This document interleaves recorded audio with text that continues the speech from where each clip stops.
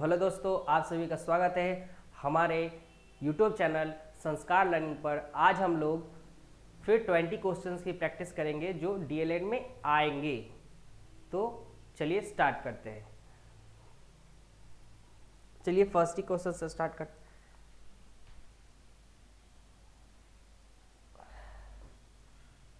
चलिए सबसे पहला question, what was the other name of Chanakya? Chanakya का दूसरा नाम क्या था, या चाणक्य का अन्य और नाम क्या था? ऑप्शन नंबर ए कौटिल्य, दूसरा है option number B Chandragupta Maurya, तीसरा है ऋषभ देव, या फिर option number D Gautam Buddha. इनमें से चाणक्य का एक और नाम क्या था, या फिर दूसरा नाम? तो इस सवाल का सही उत्तर होगा ऑप्शन नंबर ए कौटिल्य। क्या कौटिल्य नाम था इनका? कौटिल्य था। एक और है question number 2, what was Bindusara called in Jainism? यानी जैन धर्म में बिंदुसारा को क्या कहा जाता है? Option number A Chanakya, option number B Sinhasen, option number C Vishnugupta, या ऑप्शन नंबर डी इनमें से कोई नहीं, यानी नन ऑफ दीज। यानी जैन धर्म में विष्णुगुप्त को क्या कहा जाता था? इस सवाल का सही उत्तर होगा ऑप्शन नंबर बी। क्या होगा? Sorry, option number B Sinhasen. Jain धर्म में बिंदुसार को क्या कहा जाता था दोस्तों? तो सिंहसेन कहा जाता था। चलिए नेक्स्ट क्वेश्चन की ओर बढ़ते हैं। क्वेश्चन नंबर 3,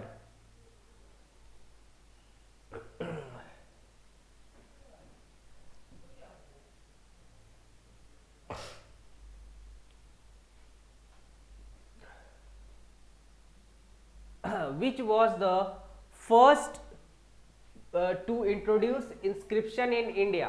यानी भारत में अभिलेखों की शुरुआत सबसे पहले किस शासक ने की थी? Option number A Bindusara, option number B Shrigupta, option number C Vishnugupta, या ऑप्शन नंबर डी अशोक। यानी भारत में अभिलेखों की शुरुआत किसके द्वारा की गई थी? तो इस सवाल का सही उत्तर होगा ऑप्शन नंबर डी, यानी अशोक। क्या होगा दोस्तों? अशोक के द्वारा क्या किया गया था? अभिलेखों की शुरुआत की गई थी। चलिए नेक्स्ट क्वेश्चन की ओर बढ़ते हैं। Question number 4,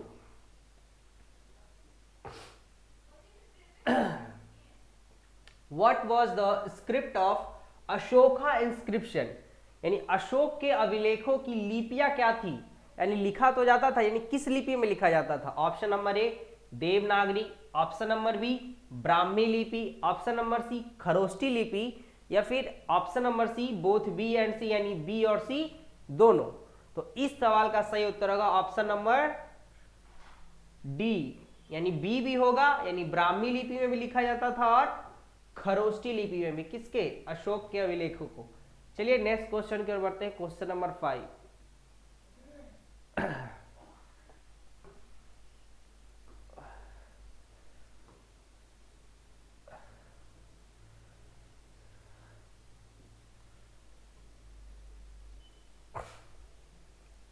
into how many parts were the inscription of Ashoka divided? यानी अशोक के अभिलेखों को कितने भागों में बांटा गया था? Option number A 5, option number B 8, option number C 3, या ऑप्शन नंबर डी 2। कितने भागों में बांटा था दोस्तों? तो 3 भागों में। इस सवाल का सही उत्तर क्या होगा? ऑप्शन नंबर सी, यानी कि 3 भागों में। वो 3 अभिलेख कौन थे? एक था शिलालेख,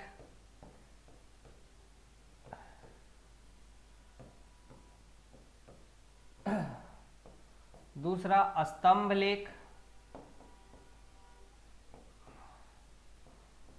और तीसरा गुहा लेख।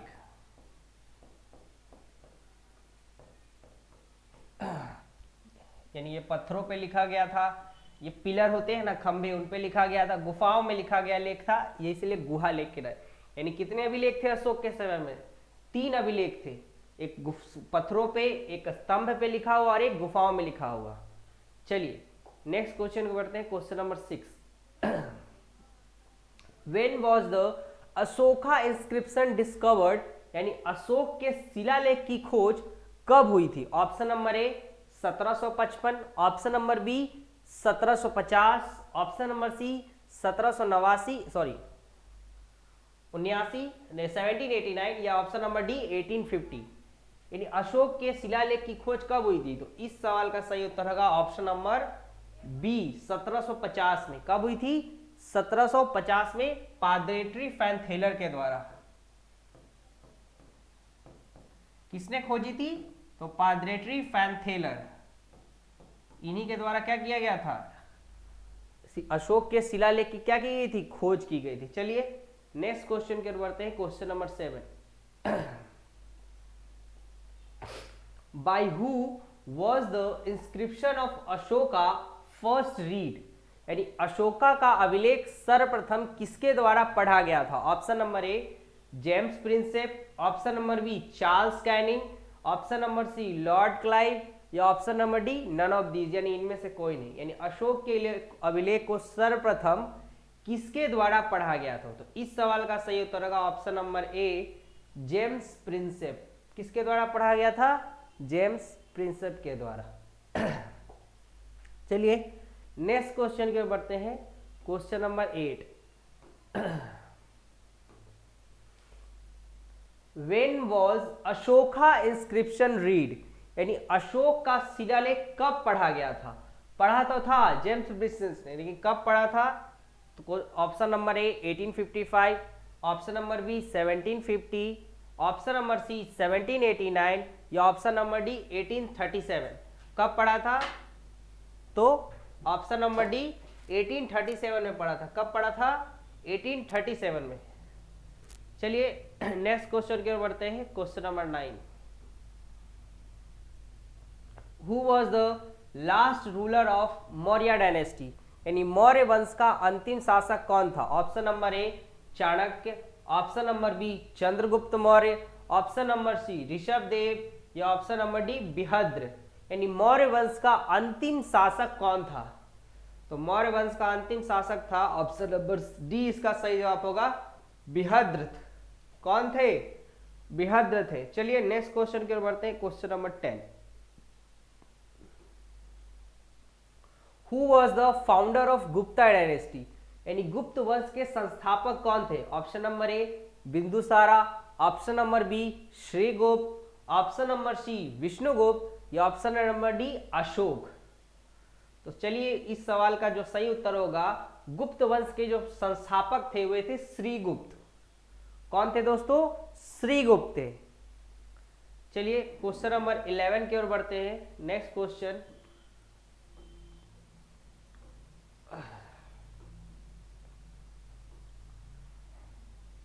Who is called Napoleon of India? यानी भारत का नेपोलियन किसे कहा जाता है? Option number A Bindusara, option number B Shrigupta, option number C Samudragupta या ऑप्शन नंबर डी अशोक। यानी निम्नलिखित में से भारत का नेपोलियन किसे कहा जाता है? तो इस सवाल का सही उत्तर होगा ऑप्शन नंबर सी यानी समुद्रगुप्त। किसको कहा जाता है? तो समुद्रगुप्त को कहा जाता है। किसको? समुद्रगुप्त। चलिए नेक्स्ट क्वेश्चन की ओर बढ़ते हैं, क्वेश्चन नंबर 12।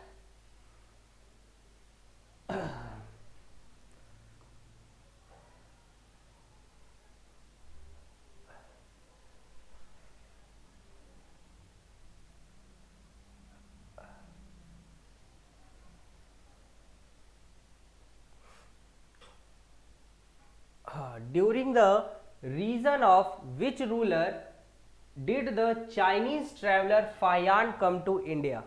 यानी चीनी यात्री फाहियान किस शासक के शासन काल में भारत आया था? ऑप्शन नंबर ए चंद्रगुप्त द्वितीय, option number B Shrigupta, option number C Vishnugupta या ऑप्शन नंबर डी अशोक। यानी चीनी यात्री फाहियान किस शासक के शासन काल में आया था? तो इस सवाल का सही उत्तर होगा ऑप्शन नंबर ए यानी चंद्रगुप्त सेकंड। किसके समय में आया था? तो चंद्रगुप्त सेकंड के समय में आया था। चलिए नेक्स्ट क्वेश्चन की ओर बढ़ते हैं, क्वेश्चन नंबर 13।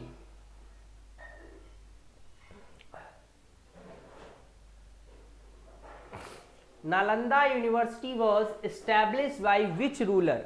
यानी नालंदा विश्वविद्यालय की स्थापना किस शासक ने की थी? ऑप्शन नंबर ए चंद्रगुप्त द्वितीय, option number B Shrigupta, option number C Kumaragupta first या फिर ऑप्शन नंबर डी अशोक।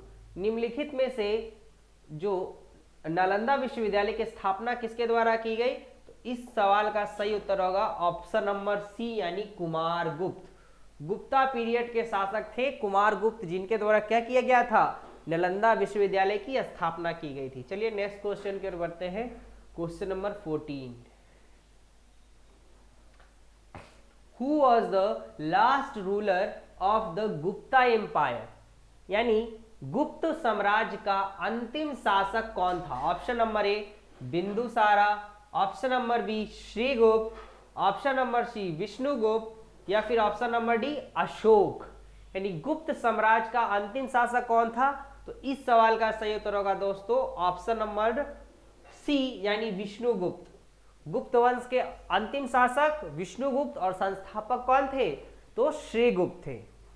चलिए नेक्स्ट क्वेश्चन की ओर बढ़ते हैं। Question number 15, which period is called the golden age of Indian history, यानी किस काल को भारतीय इतिहास का स्वर्ण युग कहा जाता है? Option number A Mauryan period, option number B Gupta period, option number C Mughal period, या ऑप्शन नंबर डी इनमें से कोई नहीं यानी फिर नन ऑफ दीज। यानी किस काल को golden age of Indian history के नाम से जानते हैं? तो इस सवाल का सही उत्तर होगा ऑप्शन नंबर बी गुप्त काल, यानी गुप्ता पीरियड को क्या कहा जाता है? Golden age of Indian history. चलिए आगे बढ़ते हैं नेक्स्ट क्वेश्चन की ओर। Question number 16,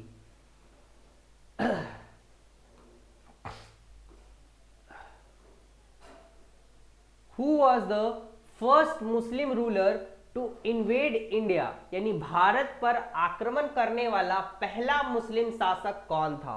option number A Mahmud Ghaznavi, option number B Akbar, option number C Mohammad bin Qasim, या ऑप्शन नंबर डी बाबर।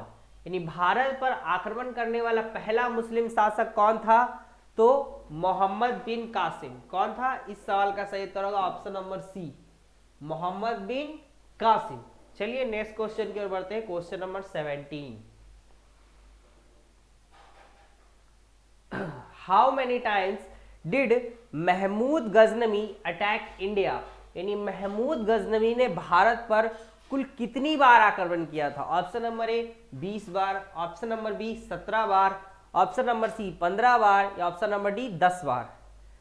तो इस सवाल का सही उत्तर होगा दोस्तों ऑप्शन नंबर बी यानी 17 बार। महमूद गजनवी ने भारत पर कितनी बार आक्रमण किया? कुल तो 17 बार आक्रमण किया।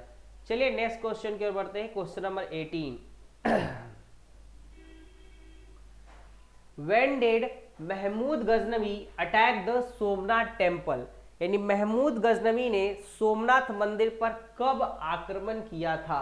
Option number A 1030, option number B 1125, option number C 1025, या ऑप्शन नंबर डी 1015। तो इस सवाल का सही उत्तर होगा ऑप्शन नंबर सी 1025, यानी महमूद गजनवी ने सोमनाथ पर कब अटैक किया था? 1025 में अटैक किया था। और ये मंदिर है कहाँ? गुजरात में। कहाँ है? गुजरात में। जब इन्होंने यहां अटैक किया था तो उस समय वहां के राजा थे भीम फर्स्ट। कौन थे? जब अटैक किए थे तो उस समय जो वहां के राजा थे वे थे भीम फर्स्ट। और वे किस वंश से थे? तो चालुक्य वंश से। किस वंश से थे ये? चालुक्य। चालुक्य वंश से ताल्लुकात रखते थे भीम फर्स्ट। जब आक्रमण किए थे उस समय वहां के ये राजा थे भीम फर्स्ट। चलिए नेक्स्ट क्वेश्चन की ओर बढ़ते हैं। Question number 19, when did Mahmud Ghaznavi attack Peshawar, यानी महमूद गजनवी ने पेशावर पर कब आक्रमण किया था? Option number A 1001, option number B 1125, option number C 1006, या फिर ऑप्शन नंबर डी 1015। तो इस सवाल का सही उत्तर होगा ऑप्शन नंबर ए 1001। क्यों? क्योंकि यहीं पर ये इसका पहला अटैक ये था भारत में। ये इसका क्या था? पहला अटैक 1001 में पेशावर पे किया था। उस समय वहां का राजा कौन था? जयपाल था। कौन था? जयपाल। चलिए नेक्स्ट क्वेश्चन की ओर बढ़ते हैं। Option question number 20, last question, when did Mahmud Ghaznavi attacked the Nagarkot temple यानी महमूद गजनवी ने नागाकोट मंदिर पर कब हमला किया था? Option number A 1018, option number B 1120, option number C 1006 या ऑप्शन नंबर डी 1008। तो इस सवाल का सही उत्तर होगा दोस्तों ऑप्शन नंबर सी यानी 1006। कब किया था? 1006 में। और ये नागाकोट टेम्पल कहाँ है? हिमाचल प्रदेश में है। कहाँ है? HP यानी हिमाचल प्रदेश। तो चलिए दोस्तों आज के लिए इतना ही, फिर मिलते हैं नेक्स्ट क्लास में। आज के लिए शुक्रिया।